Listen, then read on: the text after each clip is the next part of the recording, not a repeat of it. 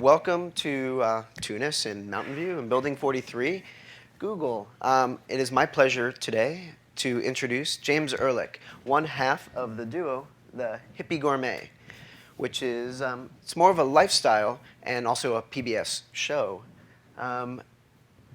James and Bruce have known each other ever since they were children, and their lives took them in completely different directions. They both lived the hippie lifestyle in the 60s, but then when they grew up, they tended to follow different career paths. James followed a more tech-oriented path, and Bruce followed a more culinary-oriented path, but they kept their goals and ideals the same. And then, around the summer of 2000, somewhere thereabouts, they decided that they had an epiphany, that they could bring together their two expertise, video and film editing and culinary, and the whole idea of cooking locally, sustainably, seasonally, everything like that, and with amazing ingredients, and trying to save the planet a little bit at a time, all the hippie ideals, and put both their skill sets together, and they formed the Hippie Gourmet. For those of you who may have been at Burning Man in the summer of 2000, that was the inaugural show. I think that's where you produced it. So, cut to 2008 is now a very successful PBS show on in, I have no idea how many different markets, but many, many. National. It's a completely national show. They have just published their first cookbook, and it is my pleasure today to introduce James Ehrlich. Thanks very much. I really appreciate it. I just want to qualify that the 60s remark, because I was kind of a young child then, so I missed the free love thing by quite a while. It was full retail by the time I got to age, so that's my first comment. I want to thank Ann Farmer for everything and helping us to get here today. I also want to thank Cliff Samaniego, because Cliff saw our show on PBS almost 4 years ago, and Cliff worked for Google Video. And Cliff said, "Hey, I like your show. Can we take some of your DVDs and put it onto Google Video?"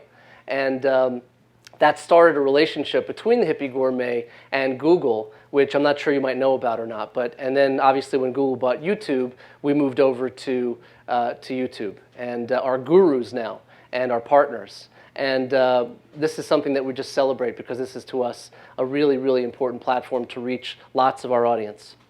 I want to, you see all these wonderful things here behind us about cooking with the sun, and get to all these different things, and hemp seeds and hemp DVD cases, and I'm wearing 100% hemp clothing. People ask us the question, what is hippie? What does that mean, really?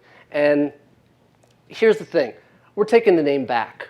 We're taking the name back for what it really means, which is bringing family and friends together, reconnecting, slowing down, eating a meal at home, that you cooked with your family, with your kids, with your friends, cracking open a box of CSA, community supported agriculture, that you get weekly delivered, and just coming together. That's the hippie notion. And we also believe wholeheartedly, and we know this to be the fact, that if it wasn't for the hippies, you wouldn't have hybrid cars, you wouldn't have solar panels, you wouldn't have organic produce, you wouldn't have the Clean Air Act, you wouldn't have a lot of things that are really positive and really, really good for everyone now to enjoy and exist on. So a little bit about the history. And also, if you have questions, feel free to ask at any time, because I like the interactivity. It's something really good for us. I come from a software background. I was a video game designer for many years, and had my own software company, and had a growing software concern in Silicon Valley, and actually out of Marin, because I started the company with some people out of ILM and Lucas. And basically, we were working on interactive video. We were working on interactive video games. And so I have my background in film and TV from NYU, and I always had a love for video games and for interactive media and for television. But television's really hard. It's really hard to break into. It's not easy to be on television or to be involved in television. And so it was always this magic, holy grail kind of thing that I was thinking about. Even though my software company was doing well, And it was true. In 2000, we had an epiphany. I had known Bruce since I'm 9 years old. Bruce is a very interesting character. He is a real authentic hippie, and thus the name for the show. And he came to San Francisco during the Summer of Love in the late 60s. He's older than I am. He and his sister founded a bed and breakfast. Actually, his sister founded the bed and breakfast at the corner of the Haight-Ashbury. And so, this was this wonderful, what we call vortex, of people coming from all around the world to take pictures just of that street sign. What is that about? There's some kind of phenomenon, this resource that we have here in the Haight-Ashbury. And so what happened was it actually was earlier than 2000, it was 1996, that I filmed the first High 8 video with Bruce. And I used an old Quadra 950 computer and Adobe Premiere at the time, which was crashing about every 4 minutes. And you couldn't put a 30-minute show together because you could only put 5 or 8-minute blocks at a time before the project would crash. So I had to link 4 or 5 of these small segments together to put together a 30-minute show. But I was looking at it and I was realizing this was a real show. This was an idea in the works. So in 2000, we basically decided that we would start filming because we have to eat anyway. That's kind of the line. We had to have a meal anyway every week or every day. So we started filming the show at Bruce's kitchen in Haight-Ashbury. And then I would run upstairs with the footage to the 3rd floor of this restored Victorian, and I would sit down with the Final Cut Pro at the time. It just came out, and on a G4 on a Mac, and working on putting together the first parts of the shows. Now, where was our distribution? How could we get this great, what we thought at the time, great TV show out to people? Public access television. Public access television was our proving ground. It's where we could put out low budget, no budget, I should say, television and build an audience and learn who our audience is and discover where we're going with a show like this. So we started with San Francisco, and of course, because we were in the Haight-Ashbury, and we started in Marin because I still had my address in Marin, and Novato, and Berkeley, and San Mateo, and then all of a sudden, something happened. We were beginning to get into this sort of following that people were emailing their friends and their family around the country like, oh, I'm watching the show, you can't believe it. It's called the Hippie Gourmet. And it's awesome recipes, and they're breaking out to do these nonprofit segments. And before we knew it, we had spread to 54 public access stations around the country. Let me give you an idea what that's like, work-wise. Not easy, okay? Because you have to do what's called bicycling the show. You have to make a tape every week and send it off to these public access stations. And so we were building this brand and doing public, sort of goodwill, giving the show to the communities around the country. So we had built a following, and our main emphasis was organics. So what we're doing is going into the farms and meeting with people, meeting with the farmers, picking up the vegetables, going into the kitchen, and then preparing the food and making recipes that are approachable. And if you have a copy of the cookbook, you can see pretty much what we've done over the period of the last 8 years plus. If you go to our website, you'll be able to actually see every meal we've eaten in every week for the last almost 9 years. I think that's always fun to examine as well. One of the important things about our show is that we use the cooking as a platform to disarm, okay, to invite, to bring the community in. And then while we have people watching, we break out of the kitchen and we do these segments on nonprofit organizations and worthy groups around the world that are making a difference for a better environment, for social justice and things like this. So we're using it as a platform, as a message to reach lots of people. And in 2004, we moved the show to PBS, which we thought was going to be them paying us for it, but it turned out, obviously, I had to put more money into the show and invest in, because this is the process. Again, you want to be on TV, you have to have really great connections, or you have to pay, you have to work very hard. But we believed in the 4 years from 2000 to 2004 that what we were doing was working, because we were getting emails from people like you We're getting emails from people around the country who are watching our show saying, I drove in traffic for 2.5 hours. I come home and my kid is crying. My wife is yelling at me. And I watched 30 minutes of your show, and I went into the kitchen, and we made the recipe that we saw, but we made it together. And we sat down and we ate that meal together. And I just want to thank you for what you're doing. Okay, so all right, so we weren't making money, but you know what? We're wealthy because we're making a difference. And that's what television is supposed to be about. That's what the name hippie really means. Okay, that's where we're coming from.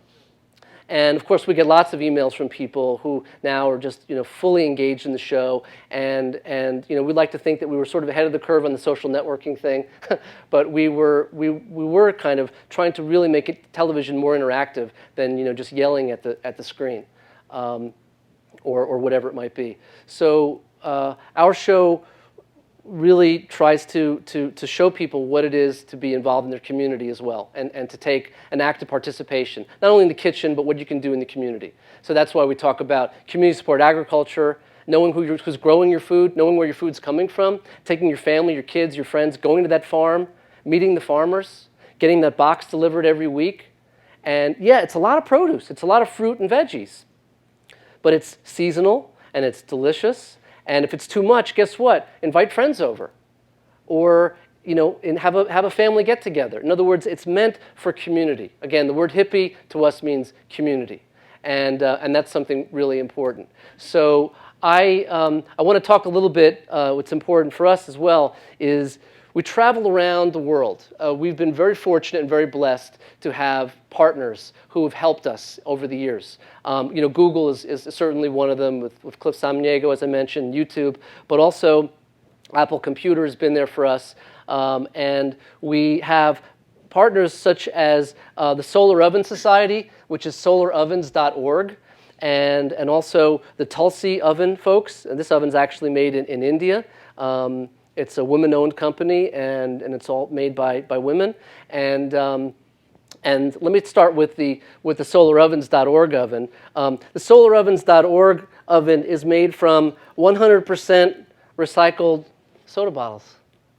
Okay, it's come to temperature and been melted down so many times that there's no off-gassing. So you don't have to worry about the fact that it's plastic, that you're getting any kind of fumes from it. It is really durable. I mean, we travel around the world with this thing. And that's not carry-on luggage, of course, but we can pretty much put it in a cardboard box and take it anywhere in the world. When we cook with it, it's really very simple, right? This pops off, and what you have is recycled cardboard. That's recycled cardboard. This is a reflector. You don't even need the reflector. It's great for browning. Like for what we call a hemp-crusted pizza, or maybe a frittata, or it's great at making cookies, right? But what we do is we pop the lid off. The lid is a patented kind of sealed shell, which sits very firmly. I mean, you can build one of these off of at home with the kids if you want to, and there are kits and diagrams on how to do that on the internet. But this is a great oven because the people at solarovens.org, when you buy one from them, they turn around and they donate one to a third world country. And I'll talk about that in a minute. But this is incredible. You take this oven and you put it in the sun in the morning at about 9:30 when you get up, maybe before you go to work, 8:30, whatever. You put what you want to put in here: rice and beans, a ratatouille, a cobbler. It's important that you have a black-coated cooking vessel like this, or a crock pot kind of thing. Put it in. Put your everything back together. Put your lid back on, and even just like this, without the reflectors, within 30 minutes to 45 minutes, 400 degrees. 400 degrees. The question, what can you cook at 400 degrees? And the answer, it's rhetorical, is everything, anything. And the best part is you can leave it south-facing, go to work, come home, dinner's ready. Think about it. You never turn the oven on. You never turn the air conditioner on to compensate for the oven being on. And you have what we think is the most delicious tasting food in the world. Because, as our host would like to say, you can taste the flavor of the sun in every bite. And I believe that, personally. There's something about slow food, if people are familiar with the slow food movement, and slow cooking. And that's another sort of tenet of our show, is that we spent a lot of time traveling to Tuscany. We've been to Tuscany and Sardinia 3 times. We've been to Amsterdam. We've been all over Vancouver Island, hunting down this elusive creature called slow food. What is that? Okay, slow food is just what it means. It's just know where your food comes from, cook it tenderly and slowly on a lower temperature. What's the rush? Sit down with friends and family and have a 5-hour dinner. Have a 3-hour lunch. It is beyond civilized. It is the way our bodies are designed to eat. And it's the way our minds are designed to interact. Okay, so this oven here, and there's no slower food movement, by the way, than the solar oven, because the solar oven takes a little more time. It takes some time to cook, but it's worth it. It's really delicious. This oven from India is called a Tulsi, and you'll notice it has a little kind of modern twist to it. This oven will actually, in case of if you live in Seattle or some other place where it might get overcast and unpredictably, and or raining, or the kids always ask us when we do our presentations outside, like, how do you use this at night? And well, you don't. But this oven you actually could, because you plug it in, and it actually keeps the oven at temperature. And it's a wonderful device. And here's the main thing about solar cooking. In third world countries, primarily it's women and small and young girls collecting firewood all day long. Okay, what they're doing is hard work because the wood is no longer right around them. They've got to go up into the hillsides and gather the wood. What that does is it causes mud runoff and pollutes the water, and it's also deforestation. The solar cookers automatically allow them to stay around the village all day and not have to worry about gathering firewood. Also, the SOS oven from solarovens.org comes with a water purification kit. So it's an amazing property. It's amazing technology that's just so efficient and works so well. And we think is a life-saving, a community-saving kind of device. So wherever we go, we talk about these ovens. Wherever we go, we bring these ovens. And we just did an episode recently, I think it's coming up this weekend or maybe next weekend on TV 20, that we were in Vancouver Island with First Nations people, with a Native American population, and we canoed to an island, and they were teaching us how to cook salmon on a stick and line-caught salmon in the Native American way after we gathered berries and sea asparagus, and we taught them about cooking with a solar oven. And then we left the solar oven behind as a gift. And this is the intent of our TV show. This is the intent of all the media that we're producing, is to go someplace and film and leave behind sustainability. So yeah, we're taking their images and we're putting these stories up on television, but what we're really doing is trying to make a difference in all the ways we possibly can. Now, speaking about that, you may notice that I'm wearing clothes, which is great. I don't think you'd want any other way. I happen to be wearing 100% Dash Hemp. Dash Hemp is a company out of Santa Cruz that is another supporter of our show. We support. Hemp is incredible. Are you familiar with hemp?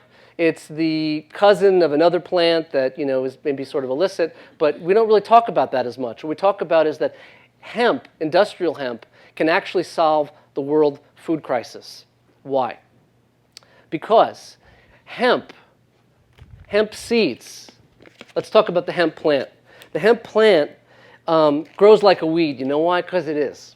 It's a weed. And it grows sustainably every 3 months, harvested every 3 months. Doesn't need fertilizer. It doesn't need pesticides. And what's great about hemp, and we love Nativa, by the way. They're also a great supporter of our show. And but there's also other companies like Manitoba Harvest. There's hemp milk. Hemp seeds, you can take these hemp seeds, they're hulled. They're perfectly balanced nutritionally for the human body. You can take these, you can crush them and make hemp flour. You can crush them further and make hemp oil. You can blend them and make hemp milk. It is something you can survive on and live on. And in places around the world where it's quote-unquote illegal to grow, including, unfortunately, our own country, the United States of America, which really doesn't make much sense, but we'll get to that in a minute. This plan and this product can actually help world hunger, can help you save people from starving, because it grows so quickly and because it doesn't pull its resource from other staple crops like rice and corn and other things. So we're really watching what's going on in the world food-wise. We have to. We're a television show with a conscience. We're a cooking show with a conscience. So we're really very concerned about why is there a line for rice in Mountain View? This is a problem. I never thought in my whole life in this country we would have this problem. But there is a world food crisis that we'll talk about in a second. But hemp, I'm wearing. This is hemp clothing, hemp jeans, hemp socks. There are hemp shoes. And hemp oil you can also run a vehicle on. Henry Ford designed the first car made out of a hemp chassis. And you couldn't dent it. You couldn't dent the damn thing, okay? What is this? We're the first media entity, not MGM, not Discovery, nobody. We're the first media entity in North America to introduce a hemp DVD case. It's a DVD case made of hemp oil and hemp fiber. You know where you have to get it? Australia. Because it's not legal to grow the hemp plant in America. You can walk 10 feet over the Canadian border and it grows like a weed. And they harvest it, and that's where we get the seeds from. We can wear the clothes, and you can import the raw seeds, the hulled seeds, and the flour and the oil, and all. You can import them from China and Australia, but you can't grow it here. We think that there is an opportunity for hemp to be grown here in America, safely, and it can turn around the family farms and really help a lot of people. Not to mention the fact that we think it's a lot better solution than ethanol. Because ethanol, if you're familiar with the situation that's going on right now, the reason why food prices are doing this is because of this whole ethanol craze of adding a little bit of this ethanol to diesel and creating kind of a biofuel. And what that's doing is it's driving up the price of corn and wheat and all the staple products. And it's not energy efficient. It actually is what they're considered energy negative to produce ethanol. And so it's pretty crazy. We just did an episode. I was telling the folks in the kitchen downstairs as well. We just did an episode where we visited a group in Oakland that takes used vegetable oil and turns it into fuel for your car, called VegRev. And we cooked up tempura, and we made chips, and we made all kinds of deep fried stuff, comfort food. And then we take that, we go to VegRev, and we pour it into through a filter, but right into a car, and we drive off into the sunset. Those are the kinds of shows that we love to do. What you can do right now at home to make a difference in your kitchen, for your family, for your friends, for your community. And that's why we stand on this soapbox about hemp. We hippies? Are we trying to make something that illegal that shouldn't be? No, this is ridiculous. We have so many options in this country. And this is one of them that we think is a good one. So that's one of the things that we want to talk about. We actually brought samples of hemp seeds, which we'll pass around to you in a minute. I don't know if maybe you want to start. Oh, there's also at the end when we're done, there's a cucumber soup that the folks here were really kind enough to make as a recipe from the book and from our show. And then the hemp seeds as well. We have that. So before I continue on, are there any questions or anybody has any questions about the show? Or yes? If anyone does have a question, if you could step up to the microphone. So I had a question about the solar oven. Sure. Can you regulate the temperature? And if it's 400, yes. Do you actually worry that it's in the sun all day long? No. Well, first of all, you can't really burn food in the solar oven because it's not a central heating source, right? It's a great question. So what happens is it's radiant heat, so it cooks, and it's enclosed in a crock pot. So all the moisture is contained in the box and in the crock pot. If you've ever eaten crock pot cooked food, you know it's delicious. It's slow cooked and it's delicious because all the moisture is contained inside. The best way to regulate the heat, 2 ways. 1, stand in front of the oven. Okay? Second way, turn the oven. And that's the only way really to regulate the heat. Otherwise, there really isn't a reason to regulate the heat because they just work really well. They're just super efficient. You really will not believe how efficient this oven is. And we do these events. We've done like the Summer of Love, and we've done the Harmony Festival, and all these different festivals around the world. And we put the ovens out, and we're baking cookies. And you open up the lid, and the cookie smell goes everywhere. And all of a sudden, there's this line of people, typically smaller kids, who come up to us. And the 5-year-olds are my favorite.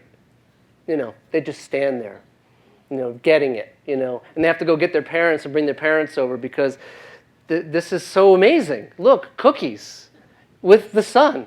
I want one of these, Mom. I want one of these, Dad. What's great about it also is take it to the beach. You never get any sand in your food. Take it to a park. No charcoal. No lighter fluid. No pollution.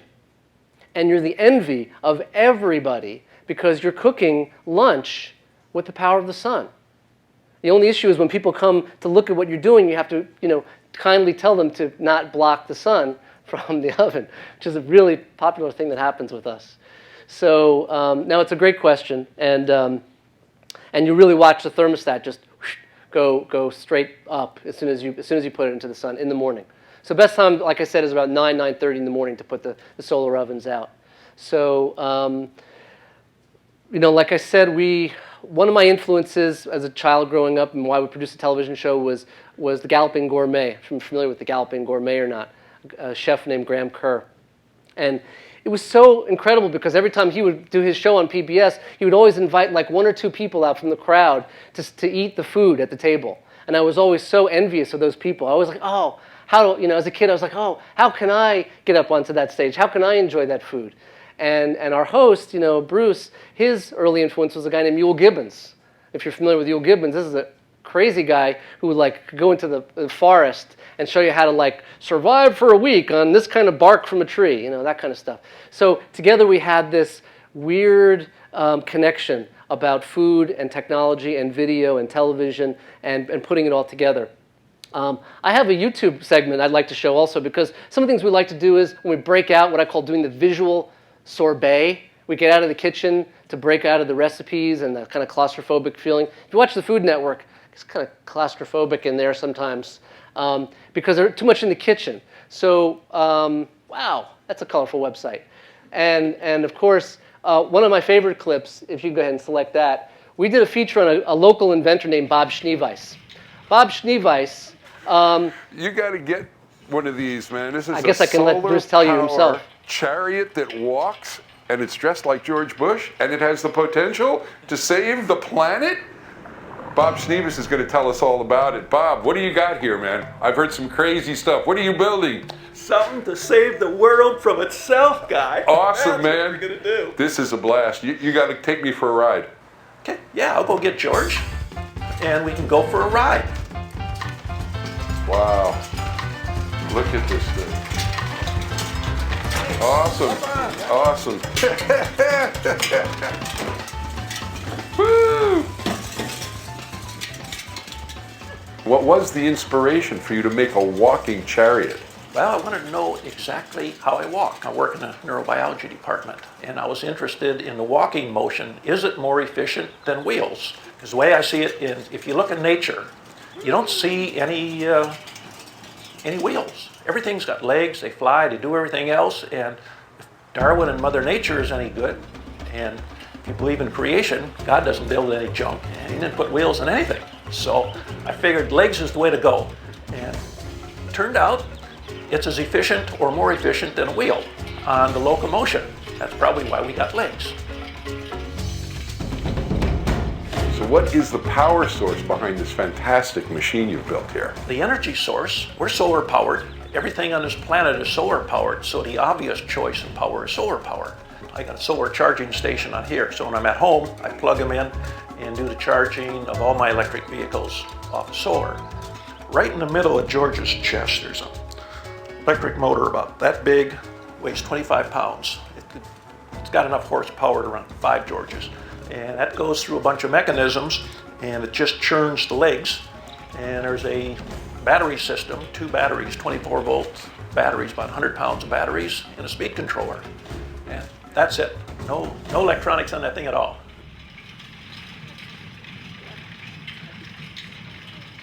So now I got my buddy George doing something that he's qualified to do, and he's good at it too. And I'd like to see him do more.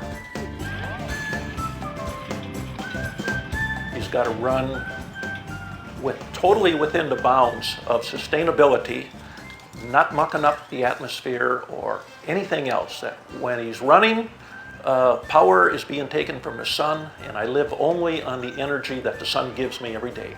So it's got to be an environmentally sustainable all the way around.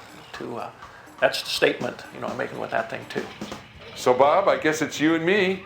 Let's ride off into the sunset. Far out. So The Hippie Gourmet. it gives you a really kind of a flavor of what we try to do and be playful and do stories about people making a difference that makes people think. It makes people stop and think, wow, is that possible? Did I just see what looks like a walking rickshaw? Well, maybe do a double take. And Bob actually gave us like 4 segments from his garage, because he's got all these inventions. He keeps wheeling out another one like every 2 weeks that's drawn power from his solar panels. The chariot you just saw as well, by the way, he just installed a rooftop panel for it. So it actually runs on its own with its own panel. So we cook with the power of the sun, and we like to consider ourselves solar-powered television. That's one of the things that we like to think of as well. There's lots of recipe segments. There's lots of these kinds of pieces that we're doing. And what we're doing right now, just so you know, is we are expanding our operation. We're expanding our production company.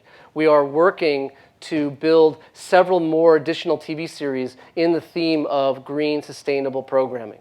And working, from my experience with Silicon Valley and venture capital and things like that, to work in the community to create these television shows around companies and products and services that are doing the right thing for the planet, and actually give them a television show that creates a platform for that. So this is a really exciting new business opportunity for us. Exciting / sort of terrifying, because we're doing all this in addition to the weekly production that we're involved with. And so we're always looking and inviting for community participation. Anybody who's interested in doing volunteering or joining or doing whatever to learn more about what we're up to, we're always looking for that around the world, because we have not been able to produce this show without like-minded people, without a community. The show is not because of me. It's not because of a small production group. It's because there's been people around the world who heard about us who said, hey, I think I have a friend at this airline who might be able to get you some tickets, and we can do a carbon trade-off to get you here, and that's how we're going to do that. And that's how we've been able to go to Europe and how we've been able to do these things.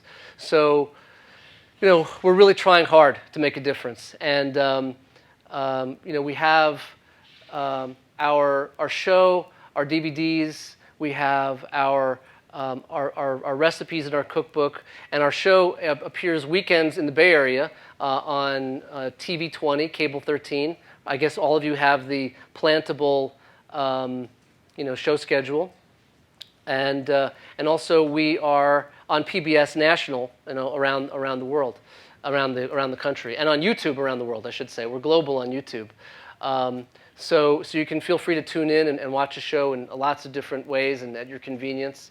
And we're also expanded to Free Speech TV. We're national on Free Speech TV, which is also exciting because Free Speech TV is a satellite network, which is like public access, only it's on Dish Network, so it's satellite.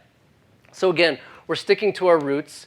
I frequently teach classes at public access stations. I never given up on what I can do to bring someone else along to help them learn how to produce their own TV show, how to produce their own short film. And that's why I love YouTube. YouTube celebrates creativity, celebrates the ingenuity. And And the same thing with Google. I just have just a lot of love for the way you feed people here, and you're focusing on organics and seasonality and sustainability. I mean, it really makes the hair in my neck just stand up in just pride that there is actually a company that's living the hippie value. Okay, and we believe hippie meaning really positive and really good. So remember, next time you think hippie, think really positive and really good. Okay, because that's what we're talking about here. Any other questions? Anything else? Well, I just want to thank everybody for coming, and I don't know what else to say. Hey, thank you, James. Thank you very much. We will have hemp seeds here. I think it's probably easiest if maybe we'll just bring them we'll bring it back to the table over there, and you can actually sprinkle some in your cucumber soup if you want to. Exactly. Or or just take them separately. So we have a cucumber yogurt soup. It's a recipe that was taken out of the book. JC, the chef at Basic Deli, he decided to take it up a notch. He made this tomato oregano caviar, which is made with agar-agar derived from seaweed. So it's 100% vegetarian, and it's a little bit interesting, and it's quite delicious. So we'll try it with the hemp seeds. Great. Right on. Oh, you have a question? Sure. Sorry, last one I wanted. No, no problem. Wondering, what was the reason that the government offered for not growing hemp seeds here in the States? Because it looks like the cousin plant, or maybe because, yeah, that maybe probably is the primary reason. But there's probably some of these sort of undercurrent reasons that nobody can really prove. But it's very competitive to cotton, and it's really competitive to other food sources, and it's really competitive to other oil sources, and it could actually be put into your car and run your car. So it's, I'm not going there. I'm not going to tell you that that's the reason, but that might be the reason. So, and there's always logic in dealing with the government, right? So we know that. So. I have a question. What Sure. are the cost of the solar? The Solar Oven Society oven is, I think, just under $200, and the Tulsi is over that, maybe by $250, something like that. It might seem maybe a little pricey in some ways, but it really isn't, because after you use it just a few times, the cost savings of not turning your oven on or turning your air conditioning on to compensate for that, you really make that back. So. And it's great in the camper, it's great in the RV, it's great in the trunk. You can take it with you wherever you go. And you just pre-prep your food. You can even put it in those containers, pre-prep them, and just leave it in the oven and just take the thing with you. So the whole thing is contained. You just go to the park and put it down, or the beach, put it down, and you're ready to go. So in this one, you only need to find a very long extension cord at the park if it starts to get cloudy out, or dark, as the kids would say. What do you do when it gets dark out?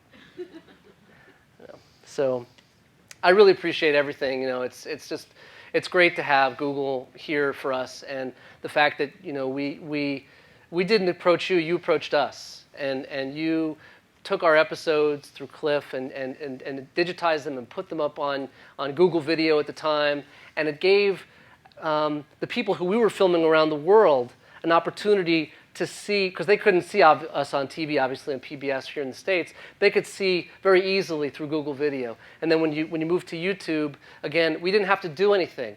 It was all done for us. And it was so helpful and so supportive. And that's what we think public television is about. That's what it's supposed to be. It's supposed to be your television, public. And so we really appreciate that. And so many, many thanks to Google and to YouTube, and again to Cliff Samaniego, and to everybody else. And also to Ann Farmer, sorry. And authors at Google. Okay. Yes. Thank you.